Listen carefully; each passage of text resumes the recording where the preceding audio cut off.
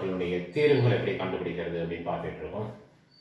மேலும் ஒரு கணக்காக பயிற்சி 3.3 கேள்வி நம்பர் 4 பார்த்தீங்க அப்படின்னாக்க ஒரு 3 படி கொண்ட ஒரு சமன்பாடு இருக்கு. அதில் ஒரு மூலமானது மற்ற இரு மூலங்களின் கூடுதலின் இரு மடங்காக இருக்கும் எனில் அதில் கே அப்படின்னு ஒரு தெரியாத நம்பர் இருக்கு, அதை கண்டுபிடிக்கணும். மேலும் அந்த சமன்பாட்டிற்குரிய தீர்வு என்ன அப்படிங்கிறதையும் நம்ம சொல்லணும். அப்போ கொடுத்துருக்கிற கணக்கில் கட்டுப்பாடு என்ன அப்படின்னாக்க ஒரு மூலமானது இரு மூலங்களின் கூடுதலின் இரு மடங்காக இருக்கும். அப்போ ஆல்பா பீட்டா என்பன இரு மூலங்கள் அப்படின்னு எடுத்துக்கிட்டா அதனுடைய கூடுதலை விட 2 மடங்கு அதிகமாக இருக்கும். இதுதான் நமக்கு தேவையான மூலங்கள் அப்படின்னு நம்ம எடுத்துக்கலாம். இப்போ நம்ம ஸ்டெப் பை ஸ்டெப்பாக பார்க்கலாம். A ஈக்குவல் டு நீங்கள் பார்த்தீங்கன்னா A equal to 2, B equal to -6, C equal to +3, D equal to K என்ற ஒரு தெரியாத மதிப்பு ஒன்று இருக்கும். அப்போ நம்ம sigma 1 equal to sum of all the roots மூலங்களுடைய கூட்டுத்தொகை பார்க்கணும். It is equal to minus b by a. Here it is plus 6 by 2. Therefore, it is 3 times of alpha plus beta is equal to 3. Therefore, alpha plus beta is equal to 1. அப்போ மூன்றாவது மூலம் நமக்கு தெரிஞ்சு போச்சு. 2 into 1 2 அப்படிங்கிற ஒரு மூலம் கண்டிப்பாக இருக்கு அப்படின்னு தெரியும். மற்ற இந்த ஆல்பா பீட்டா மட்டும் என்ன அப்படிங்கிறத கண்டுபிடிக்கணும். சிக்மா 2 என்ன அப்படின்னு பார்த்தீங்கன்னாக்க ரெண்டு மூலங்களாக எடுத்து நம்ம பெருக்கி கூட்டணும். Alpha into beta plus alpha into 2 alpha plus beta plus beta into 2 alpha plus beta is equal to plus c by a. பார்த்தீங்கன்னா alpha beta plus இதில் பார்த்தீங்கன்னா 2 alpha plus betaங்கிறது காமன் எல்லாம் எடுத்துடலாம். பேலன்ஸ் என்ன இருக்கும் பார்த்தீங்கன்னா ஒரு ஆல்பா ஒரு பீட்டா இருக்கும். is equal to what is c by a here? It is 3 by 2. நமக்கு ஏற்கனவே alpha plus beta உடைய மதிப்பு 1 அப்படின்னு தெரியும். Therefore this implies alpha beta plus 2 into 1 into 1 is equal to 3 by 2. Therefore, alpha beta is equal to 3 by 2 minus 2. Therefore, alpha beta is equal to minus 2 to 4 minus 4 plus 3 is minus 1 by 2. Alpha plus beta is plus 1 and alpha beta is minus 1 by 2. இதை solve பண்ணி alpha என்ன beta என்ன அப்படி நம்ம கண்டுபிடிக்கணும். From this beta is equal to minus 1 by 2 alpha வச்சுக்கலாம். Substitute here alpha minus beta க்கு பதிலா 1 by 2 alpha is equal to 1. LCM எடுத்து கிராஸ் பண்ணாக்க 2 alpha square minus 1 is equal to 2 alpha. அப்போ 2 alpha square minus 2 alpha minus 1 equal to 0.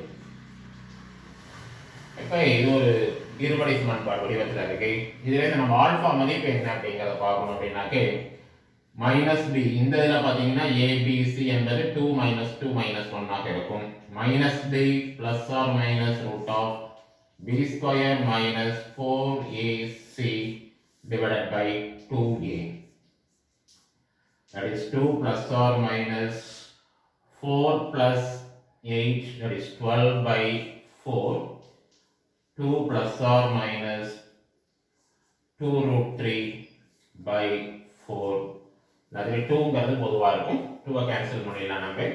Therefore, alpha is equal to 1 plus or minus root 3 by 2.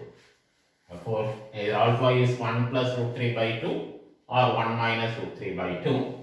If alpha is 1 plus root 3 by 2, then what is beta?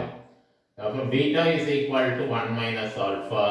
That is 1 minus, suppose we take alpha equal to 1 plus root 3 by 2, then the beta value is 2 minus 1 minus root 3 by 2. That is beta is equal to 1 minus root 3 by 2. Therefore, if you take alpha equal to 1 plus root 3 by 2, then beta is 1 minus root 3 by 2, and the third root is 2 into alpha plus beta is 2 into 1, that is 2. இதுதான் நமக்கு தேவையான மூலங்களாக இருக்கும்.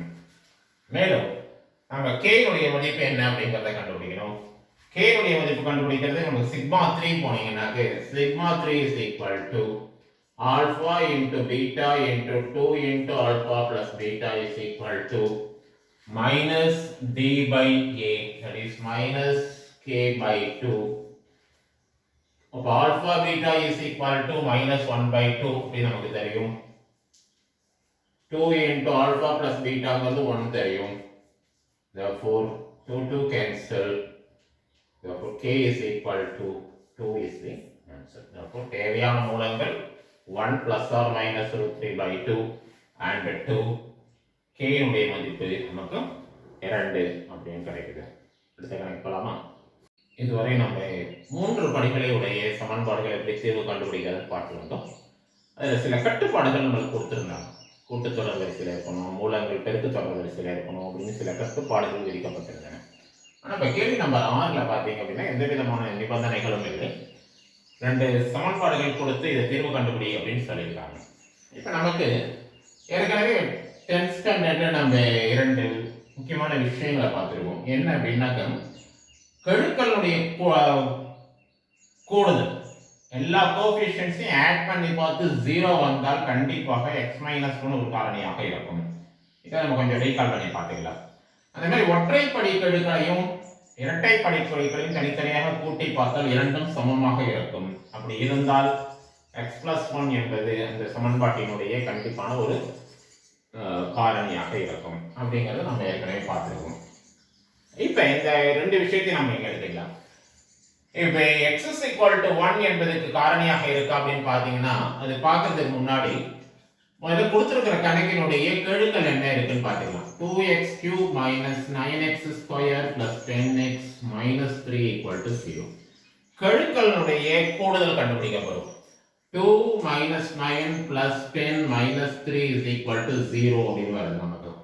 That implies x - 1 என்பது ஒரு காரணியாக இருக்கும் இந்த கொடுக்கப்பட்ட பல்லுறுப்பு கோவைக்கு. அப்ப சமன்பாட்டுக்கு x = 1 என்பது கண்டிப்பாக ஒரு மூலமாக இருக்கும். இப்ப x = 1 என்பது ஒரு காரணியாக இருந்தால் இந்த இந்த கொடுத்திருக்கிற சமன்பாட்டை x - 1 ஆல வகுத்து நம்ம ஏற்கனவே தொகுமுறை வகுத்தல் அப்படின்னு ஏற்கனவே படிச்ச ஒரு விஷயம் தான். அது அந்த தொகுமுறை வகுத்தல் மூலமா வகுத்தீங்கன்னா ஈவு என்ன மீதி என்னன்னு தெரியும். கண்டிப்பாக மீதி நமக்கு 0 தான். ஏன்னா காரணிங்கிறதுனால. இப்ப கெழுக்களை மட்டும் நம்ம எடுத்து எழுதிக்கலாம். 2 - 9 + 10 - 3 x = 1 போட்டீங்கன்னாக்க 2 அப்படியே எழுதிப்போம். 1 2s are 2 -7 -7 10 - 7 is +3. Therefore 3 - 3 becomes 0. Therefore x = 1 என்பது ஒரு மூலம். Therefore கொடுத்திருக்கிற கணக்கை நம்ம எப்படி பிரிச்சுக்கலாம் அப்படின்னா 2x³ - 9x² + 10x - 3 = x - 1 into 2x² - 7x + 3. இதுல 2x² - 7x + 3 = 0. இதை காரணிப்படுத்த என்ன வரும் அப்படின்னு பாத்தீங்கன்னா மூவி 2 நமக்கு பெருக்கினா 6 வரணும், கூட்டினா -7 வரணும். அப்போ -6 - 1 கூட்டினா -7. வெளியில 2ங்கிற x² கோஎஃபிஷியன்ட் 2 இருக்கனால 2 ஆல வகுத்தலாம். Therefore x - 3 into x - 1/2 = 0. Therefore x = 3, x = 1/2. Therefore தேவையான மூலங்கள் இப்போ நம்ம ஏற்கனவே கண்டுபிடிச்சது x - 1 ஒரு காரணினா x = 1 என்பது ஒரு மூலமாக இருக்கும். 3, ½ என்பது அப்புறம் இது மூலங்களாக இருக்கும். இதே ஐடியாவை நம்ம அடுத்த 2வது சம் அதிலே உள்ள செகண்ட் சப்டிவிஷன்ல பாத்தீங்கன்னா இதில் பார்க்கும் பொழுது இதனுடைய கெழுக்கள் பாத்தீங்கன்னா 8 -2 -7 +3 கண்டிப்பாக கூட்டினா 0 வராது. எனவே அது x - 1 என்பது காரணி அல்ல. அப்ப நம்ம ஒற்றைப்படை கெழுக்கள் மட்டும் கூட்டி பார்க்கலாம். 8 - 7 -2 + 3. அப்ப 8 - 7 is equal to 1. -2 + 3 is also equal to 1. that implies x plus 1 என்பது நமக்கு ஒரு காரணியாக இருக்கும். x plus 1 ஒரு காரணியாக இருந்தால் நம்ம தொகுமுறை வகுத்தல் படி 8 2 7 3 x equal to -1 அப்படிங்க பிரதியிட்டா -1 8 are 8 -10 plus 10 plus 3 -1 into 3 is -3. Therefore கொடுத்திருக்கிற கணக்கு 8x cube minus 2x square minus 7x plus 3 is equal to x plus 1 into 8x square minus 10x plus 3. இப்போ அந்த 8x square minus 10x plus 3 அப்படிங்கறத மட்டும் நம்ம தனியா எடுத்து அதை காரணிப்படுத்தி பிரிச்சு பார்ப்போம். is equal to 0 அப்படின்னு வச்சுக்கிட்டீங்கன்னாக்க பெருக்கினா நமக்கு 24 வரணும், கூட்டினா -10 வரணும். therefore it is -6 -4 மல்டிப்ளை பண்ணா 24 வரணும். வெளியில 8 இருக்கறதால 8 ஆல் டிவைட் பண்ணிடலாம். therefore x minus 3/4 into x minus 1/2 equal to 0. therefore x minus 3/4 equal to 0, x is equal x minus 1/2 equal to 0. அப்போ நமக்கு தேவையான மூலங்கள் அப்படின்னு பாத்தீங்கன்னாக்க